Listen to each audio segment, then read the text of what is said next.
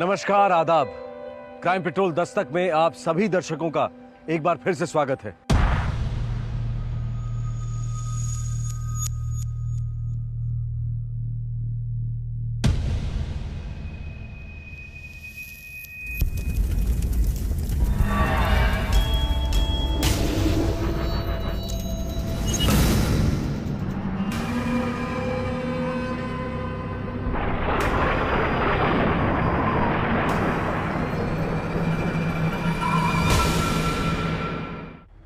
मुर्दे सिर्फ कहानियों और हॉरर फिल्मों में जिंदा होते हैं। आप भूत प्रेत में विश्वास करें या ना करें, लेकिन भूतों वाली कहानियां सबके रोंगटे खड़े कर देती हैं। अहमदाबाद शहर में हाल ही में कुछ ऐसा ही हुआ। मौत खुद संदेशा देने पहुंच गई कि काश मैंने जुर्म की दस्तक वक्त पर सुनी होती। जुलाई 2011, अहमदाबाद।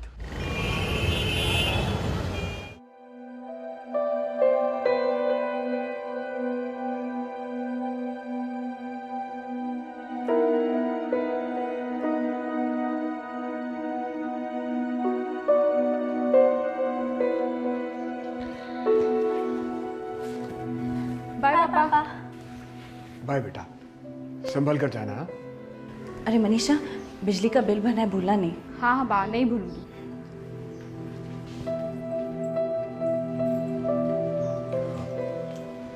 सेजल,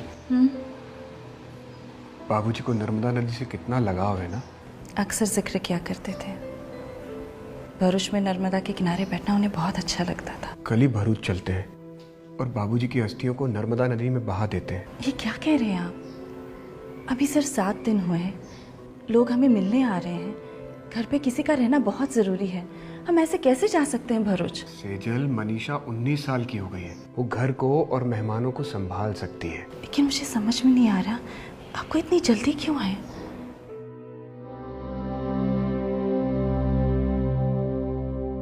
मुझे अच्छा नहीं लग रहा कि बाबूजी की अस्थियां अब तक घर में पड़ी है। ऐसा लग रहा है जैसे बाबूजी मुझसे कह रहे कि बेटा मेरी अस्थियों को नर्मदा नदी में बहा दो, अभी बहा दो। एक और काम था। क्या? भरूच से मनीषा के लिए जो रिश्ता आया था, उस लड़के को भी देखाते हैं। क्या हो गया है आपको? अभी तक बाबूजी की अस्थियां नहीं बहाई हैं हमने। सेजल, वो रिश्ता बाबूजी लेकर आए थे, याद है ना? जैसा आपको ठीक लगे, लेकिन सुबह जल्दी निकलकर रात तक लौट आएंगे। बच्चियों को ऐसे अकेले घर पे रखना मुझे बहुत घबराहट होती है।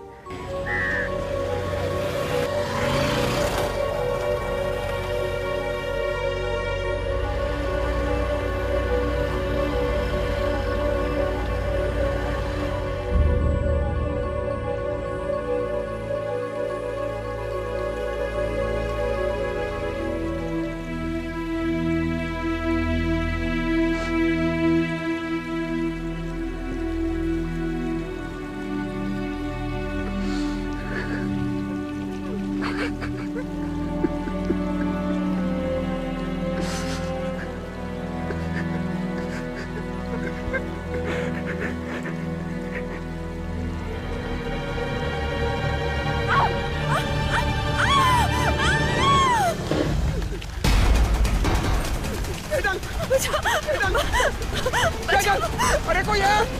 सेजल! सेजल! सेजल! सेजल! सेजल! सेजल!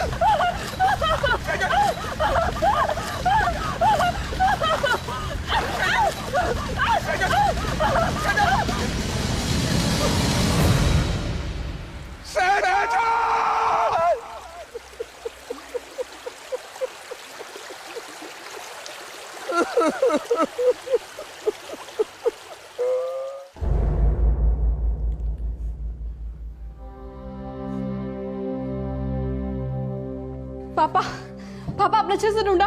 अच्छे तरीके से? हाँ बेटा, नदी के चारों तरफ देखा मैंने। पापा मदद मांगते, चिल्लाते, लोगों को इकट्ठा कर दे। कोई ना कोई जरूर होता जो तैरना जानता और खुद कर बाघ को बचा लेता। आवाज ही बंद हो गई। सब कुछ इतना अचानक हो गया कि डर गया मैं। बेटा शौक हो गया था। पापा हम बाघ को ढूंढ के ही रहेंगे। चलिए, आप अभी चलिए। मेरी सेजल तैरना नहीं जानती थी।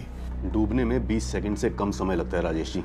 अब भरूच से अहमदाबाद गए, बेटियों को बताया और अब यहाँ आए। 16 घंटे बीत चुके हैं, भरूच में मदद नहीं मांगी आपने? क्या बताऊं, मेरा तो दिमाग ही सुन्न हो गया था।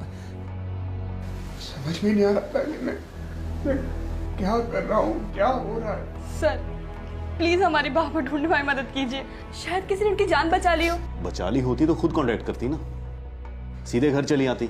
या उनका भी दिमाग सुन पड़ जाता है राजेश जी की तरह? कुछ कीजिए।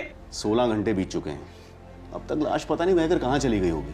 माँ नहीं मर सकती अंकल, आप माँ को ढूंढिए। अच्छा ठीक है, रो मत बेटा।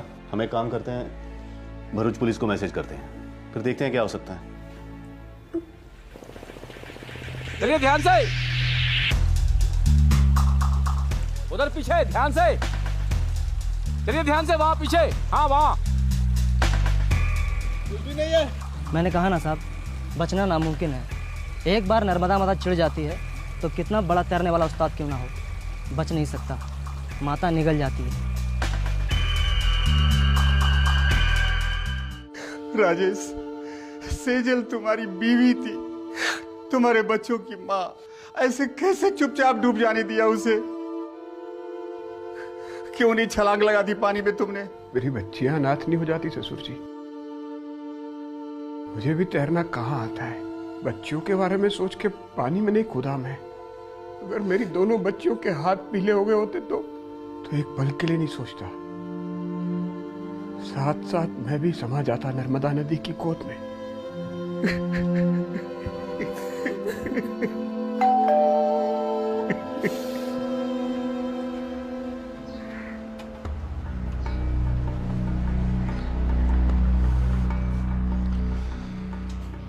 हमारी टीम और गांव वालों ने ऊपर से नीचे तक 30 किलोमीटर तक ढूंढा, समंदर तक ढूंढा, लेकिन कुछ नहीं मिला। शायद नदी के बहाव में लाश समंदर में बह गई हो। ऐसा कैसे हो सकता है? इस राजेश के पिता की अस्थियां बहाने गए थे और मेरी बेटी बह गई। किसी ने कोई मदद नहीं की, कुछ भी नहीं किया। आज तक मैंने ऐसा कभी नहीं सुना, कभी नहीं सुना। पर मैंने देखा, पल झपकते छीन ली मेरी पत्नी उस नदी ने। अगर मैं कुछ कर सकता तो मैं करता नहीं वहां पे। इस बात का क्या मतलब है कि मैंने आज तक सुना नहीं? अरे लोग नदी में बह नहीं जाते क्या? बह नहीं जाते? पता नहीं नदी मुझसे किस जन्म का बदला निकाल रही है।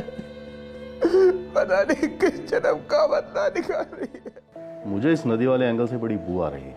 7 दिन पहले राजेश के पिता का देहांत होता है और उसके अस्थियां बहाने के चक्कर में राजेश की बीवी नदी में बह जाती है। माना कि नदी बहुत गहरी है, लेकिन उससे भी गहरी साजिश है।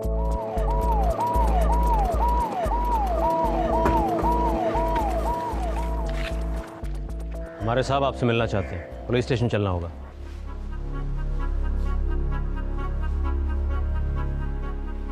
तुम्हारे दादाजी कुछ दिन पहले गुजर गए। जी। मेडिकल रिपोर्ट कहती है हार्ट अटैक। जी। कोई दिल की बीमारी थी या कोई टेंशन? देखो मनीषा, तुम्हारी माँ का इस तरह से पानी में बह जाना गड़बड़ लग रहा है। वो भी दादाजी की मौत के ठीक 7 दिन बाद होना और भी गड़बड़ लग रहा है। ये बताओ कि दादाजी को हुआ क्या था? उनको बहुत ज्यादा गुस्सा आया था। अगर ये गंदगी जारी थी तो इस तरह गिड़गिड़ा के मुझे वापस बुलाने का क्या मतलब था राजेश? अरे कोई गंदगी बंदगी नहीं है, सब कुछ खत्म हो चुका है। शर्म करो राजेश, बिल्ली भी आंखें बंद करके दूध पीती ये सोच के कि उसे कोई नहीं देख रहा, लेकिन तुम्हारी तो आंखें खुली है ना। तुम अच्छी तरह जानते हो कि हमारी दोनों बेटियां जानती है तुम्हारे नाजायज संबंध है, फिर भी तुम मना करो। बुलाओ उन दोनों को, बुलाओ उनके सामने। बस बहुत हो गया, 1000 बार कह चुका हूं कि नमिता को बीच में मत घसीटा करो, मत घसीटा करो। उसके और मेरे बीच में कोई रिश्ता नहीं है। रिश्ता है और मैं ये साबित कर सकती हूँ। बस करो, हद हो गई। अरे कुत्ते बिल्ली की तरह।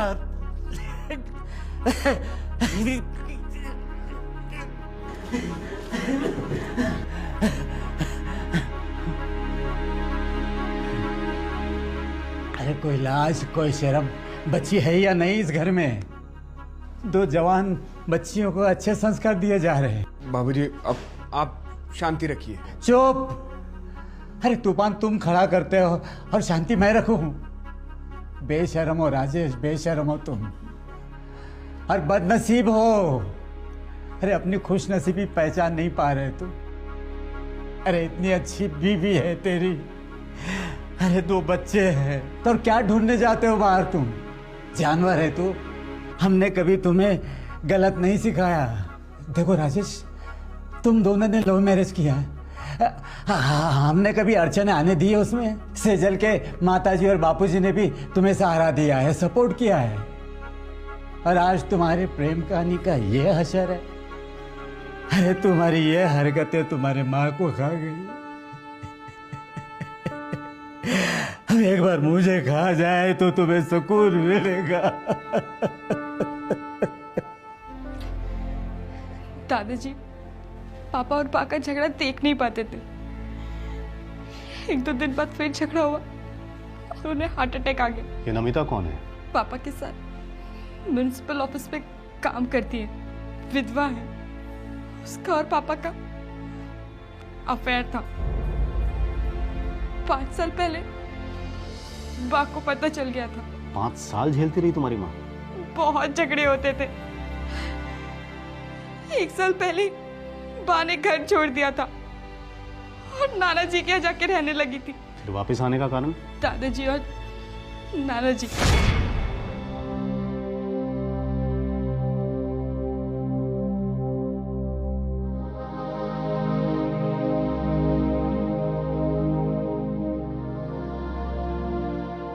बेटा राजेश, तुम और सेजल तलाक कर रहे हो तो ठीक है, लेकिन मनीषा जिगना का सोचो।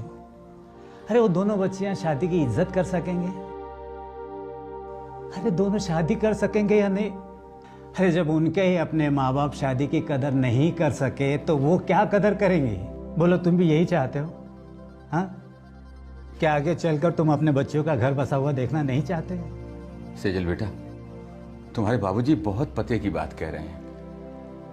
ईश्वर भाई, मैं आपकी बात से पूरी तरह सहमत हूँ। सब कुछ भुलाकर नए सिरे से शुरुआत करने में ही सबकी भलाई है। हाँ। मैंने तो आज तक कोई गलती नहीं की, लेकिन राजेश ने तो पाप किया है। फिर भी मैं उसे माफ करने को तैयार हूँ। लेकिन क्या है, नमिता को भूल पाएंगे?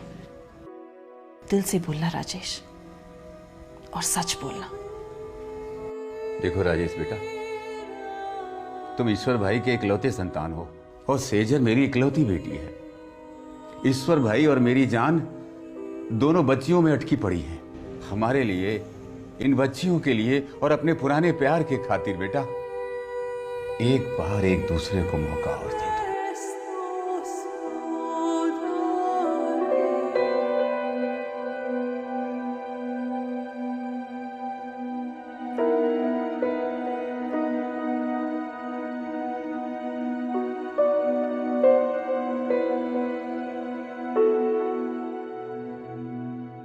ये 1 साल पहले की बात है? सर, 9 महीने पहले की बात है। तो तुम्हारे पापा ने फिर से नमिता से रिश्ता जोड़ा, कसम भी तोड़ी और तुम्हारी माँ का दिल फिर से तोड़ दिया। ऊपर से देखा जाए तो ये एक एक्सीडेंट का केस जान पड़ता है। राजेश और सेजल बाबूजी की अस्थियां पानी में बहाने जाते हैं और दुर्भाग्यवश सेजल नदी में बह जाती है और डूबकर मर जाती है। लेकिन पुलिस के मन में शक का बीज तब उठा जब उन्हें पता चला कि राजेश ने अपनी पत्नी को बचाने के लिए कुछ भी नहीं किया था, एक छोटी सी कोशिश भी नहीं, मदद के लिए चिल्लाया तक नहीं। जाहिर है कि पुलिस को पूरी की पूरी दाल काली लगने लगी। क्या इस काली दाल में कुछ पीला भी था? क्या राजेश की बातों में कुछ सच्चाई थी या नहीं? देखिए, हमें पूरा डाउट है कि यह केस एक्सीडेंट का केस नहीं है। सेजल पुल पर से गलती से नहीं गिरी, कुछ और हुआ है, जुर्म हुआ है। आपको किसी पर शक है? शक करने से क्या होगा? सेजल वापस आएगी, मेरी नवासियों को उनकी माँ वापस मिलेगी। नहीं मिलेगी, लेकिन शायद सेजल की आत्मा को शांति मिलेगी। आपको नहीं लगता कि राजेश झूठ बोल रहा है? राजेश ने मेरी बेटी का भरोसा और दिल दोनों तोड़ा है। मैं उस पर या उसकी बातों पर कभी यकीन नहीं करता, लेकिन मैं उसे खूनी नहीं मान सकता। राजेश उस हद तक नहीं जा सकता है। प्यार तो है, सालों से है। वो शादीशुदा है, 2 जवान बेटियां हैं राजेश की। प्यार वो सब कुछ नहीं देखता। और हाँ, मैं भी कभी शादीशुदा थी, मेरे भी 2 बच्चे हैं। पति की मौत कैसे हुई थी आपके? उनका एक्सीडेंट हुआ था, लेकिन हाँ, मैंने उन्हें नहीं मारा और ना ही सेजल को, जिसका आप मुझ पर शक कर रहे हैं। क्यों ना करें शक? सेजल अगर राजेश की जिंदगी से निकल जाती और राजेश मुझसे शादी कर लेता तो बढ़िया होता। सेजल को मार कर अपना घर बसाना नहीं इंस्पेक्टर, कभी नहीं। प्यार एक चीज होती है और पागलपन दूसरी। सेजल के खून में शामिल होना मतलब अपने बच्चों की जिंदगियों को खतरे में डालना है। मैं राजेश से इतना प्यार नहीं करती जितना अपने बच्चों से प्यार करती हूँ। मनीषा, क्यों किया तूने ऐसा? जो पुलिस ने मुझसे पूछा मैंने सच बता दिया। मैंने आज तक कभी तुम दोनों से झूठ बोला? तेरी बात से बोला हो, लेकिन तुमसे कोई झूठ बोला? जिग्ना बेटा, तू बता, तुझे क्या लगता है कि जो कुछ हुआ वो हुआ ही नहीं है? तेरी माँ गिरी नहीं है, मैंने धक्का दिया उसे। बोल, तुझे ऐसा लगता है? मुझे ऐसा लगता है। मुंह तोड़ दूंगा तेरा। उससे मेरा मुंह बंद नहीं होगा। आप बा से नफरत करते थे और आप नहीं चाहते थे कि बा इस घर में वापस आए। ऐसा अगर ऐसा होता तो पिछले 1 साल से हम लोग इस घर में एक साथ रहते। क्योंकि दादाजी और नानाजी ने आप पे दबाव डाला था, इसलिए। और दादाजी तो अब रहे नहीं और उनके बिना नानाजी आपको कुछ कह नहीं सकते। बस कर अब। दादाजी ने भी आपसे यही कहा था, बस। लेकिन आपने सुना? आप तो उस नमिता की शादी करके रहेंगे, लेकिन पापा, बाप को देख रही है, बाप को देख रही है पापा।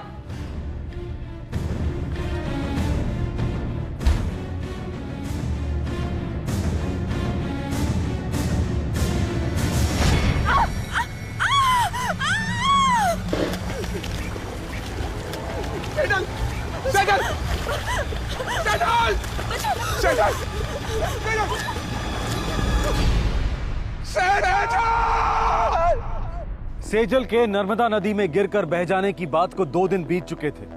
पुलिस की सारी तहकीकात सिर्फ राजेश की तरफ इशारा कर रही थी। पुलिस के पास कोई ठोस सबूत या चश्मदीद गवाह नहीं था यह साबित करने के लिए कि यह एक्सीडेंट नहीं, हत्या थी। ऐसा लग रहा था कि इस केस की सच्चाई को राजेश के अलावा और कोई नहीं जानता था, पर ऐसा नहीं था। सेजल की सच्चाई से एक शख्स और वाकिफ था, लेकिन कौन था यह शख्स?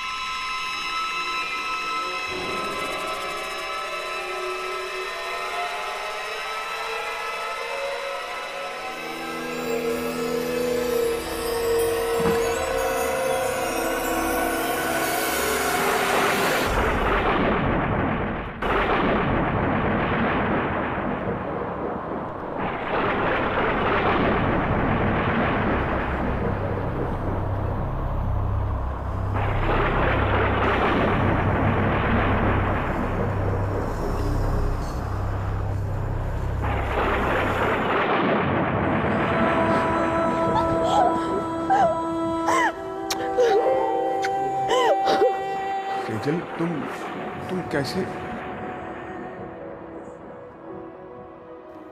एक ऐसा सच है जो सिर्फ तुम और मैं जानते हैं, और वो सच मैं तुमसे बुलवाऊंगी।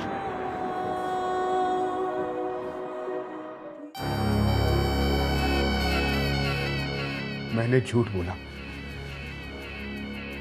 मैंने सबसे झूठ बोला।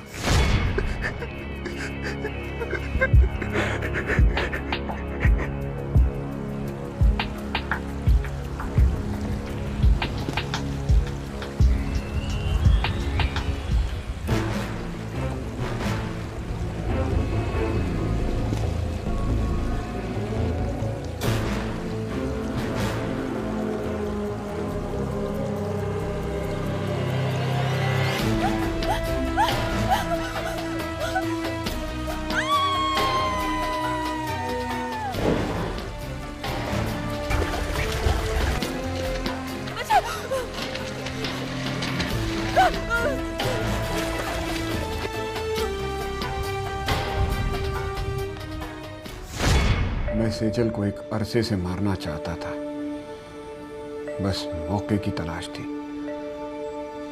मौका मिलते ही मैंने सारी प्लानिंग कर ली। मुझे मालूम था कि सेजल को तैरना नहीं आता है, इसलिए उसके बचने का तो कोई चांस ही नहीं था। बाबूजी के जाने के बाद मैंने सोचा कि बस बहुत हो गया शादी का नाटक। मुझे नहीं बनना है शादीशुदा जिंदगी का आदर्श पति। शादी का मतलब तो मन और दिल का मिलन होता है, लेकिन सेजल मेरे गले से बंधी हुई पत्थर थी, बोझ थी वो। मैं अपनी दोनों बच्चियों से बहुत प्यार करता हूं, लेकिन मुझे अपनी जिंदगी जीनी थी, और मेरे ससुर जी ऐसा कभी नहीं होने देते। इसलिए मैंने सेजल को हमेशा के लिए अपनी जिंदगी से अलग कर दिया।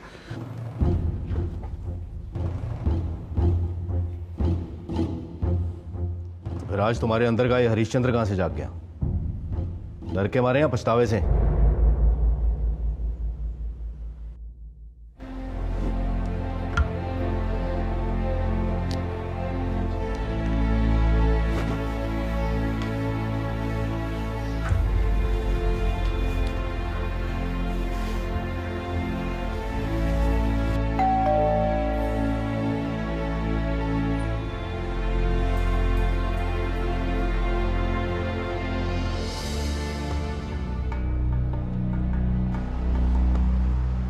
सेजल जी,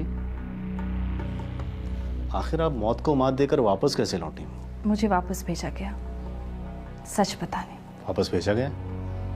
किसने भेजा? मेरी मौत ने। शायद नर्मदा मैया की यही कृपा थी। पानी का इतना तेज बहाव होने के बावजूद भी मैं सही सलामत किनारे पहुंच गई।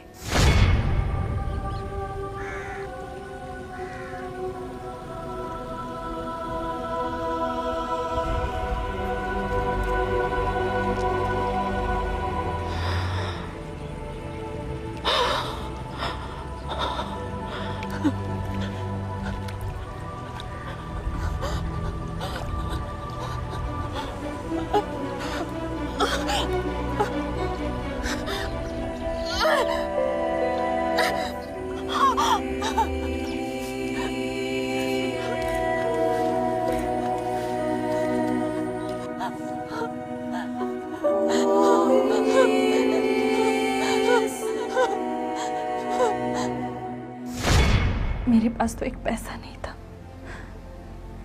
फिर एक आदमी मिला, जैसे भगवान ने भेजा। उसी ने मुझे अहमदाबाद छोड़ा। ऐसा केस ना कभी सुना ना कभी देखा। खैर, आज देख भी लिया और सुन भी लिया, लेकिन हम सबको खुशी है कि आप ठीक ठाक वापस आ गई। पर राजेश को तो बिल्कुल भी नहीं है। उसे तो अब हम अंदर डालेंगे, अटेम्प्ट टू मर्डर के केस में। बस आपको थाने आकर एक बार रिपोर्ट दर्ज करवानी होगी। अटेम्प्ट टू मर्डर यानी कि हत्या करने की कोशिश। इस केस पर सेजल का पति राजेश पहले से पुलिस की हिरासत में था। अब जरूरत थी कि सेजल की तरफ से पुलिस कंप्लेंट हो, जिसके बेसिस पर राजेश के खिलाफ चार्जशीट दायर की जाएगी। अब यह फैसला सेजल को लेना था कि वो किस तरह की पुलिस कंप्लेंट करती है और उसका बच्चों के भविष्य पर क्या असर पड़ेगा। कई सारे पेचीदा सवाल थे और सारे जवाब टिके हुए थे सेजल की एक कंप्लेंट पर। आखिर क्या होने वाला था सेजल का फैसला?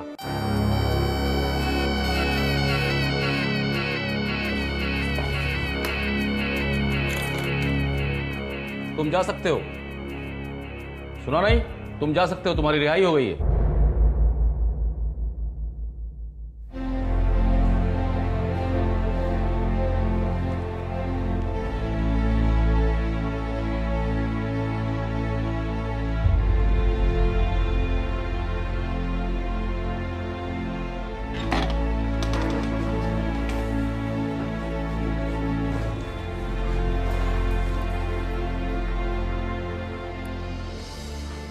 तुम्हारी पत्नी ने तुम पर कोई आरोप नहीं लगाया। अब जबरदस्ती तो तुमको यहां रोक कर रख नहीं सकते। आजाद हो, जा सकते हो।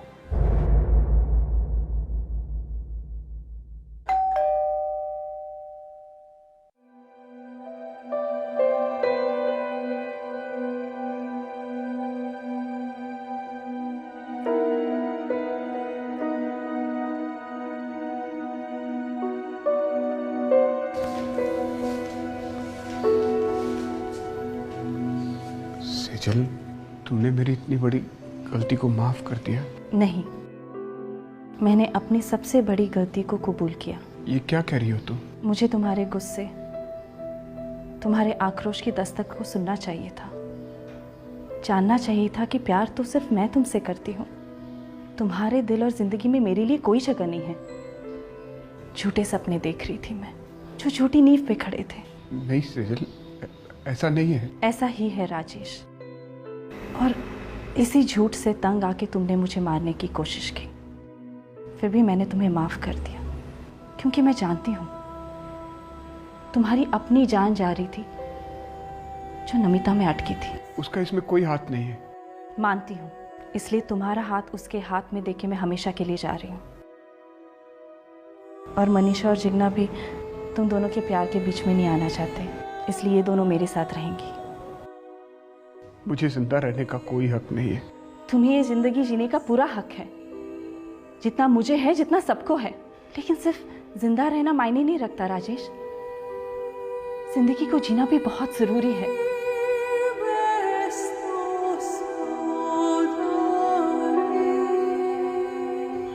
बाबूजी, मुझे माफ कर दीजिए। मैंने अपने पिता में और आप में कभी कोई अंतर नहीं समझा। अगर आप जिंदा होते तो ये सब कुछ होता ही नहीं। लेकिन अब जहां भी है, राजेश को माफ कर दीजिए। उसको अपनी जिंदगी जीने का पूरा हक है, और मुझे अपनी खुशियों के लिए किसी को बर्बाद करके कोई खुश नहीं रह सकता। बाबूजी, खुश नहीं रह सकता।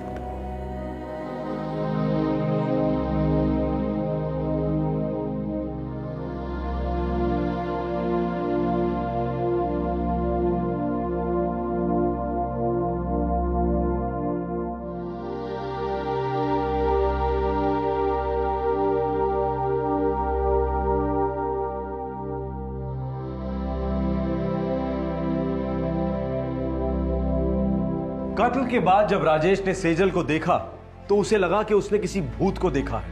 उसे अपने जुर्म का एहसास हुआ और उसके दिल में एक बात बैठ गई कि उसने बहुत बड़ी गलती की थी।